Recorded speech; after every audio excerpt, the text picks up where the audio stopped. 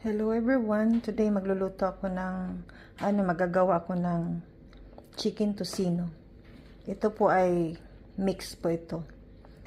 Breast tsaka yung mga buto-buto niya na sa paa. Mix po ito sa yung may buto, yung may skin, ganyan. Kasi pang lang to, pang home, pangkain lang po. Una, lemon zest. 2 spoon of lemon zest. 2 tablespoon of garlic crust. Black pepper powder. 7-Up. Hindi naman to isang buong manok. Lang siya. Parang hindi lang siya buong manok.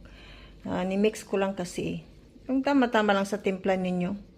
Ganun lang po. Brown sugar.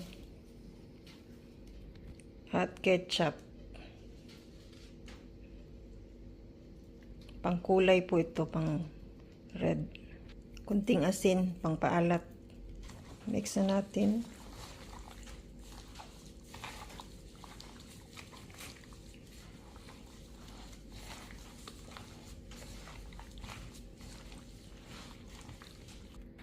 Maglagay tayo ng konting paprika, pang dagdag kulay.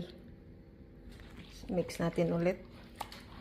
Kung gusto nyo ng matamis talaga na matamis, lagyan ng maraming brown sugar.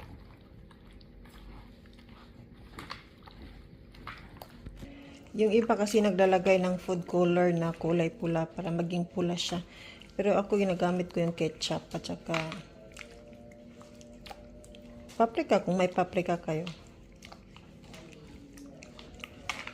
Tsaka lagay natin to sa freeze, sa refrigerator ng magdamag. Ayan na. Ilagay natin to sa saradong box. Ito natin ilalagay.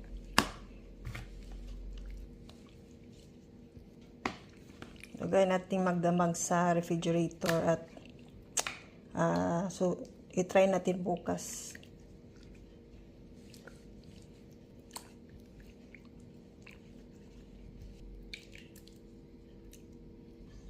Ayan na. Lagay natin to sa refrigerator. Magdamagan po natin to ilagay dito. Try natin bukas ng umaga.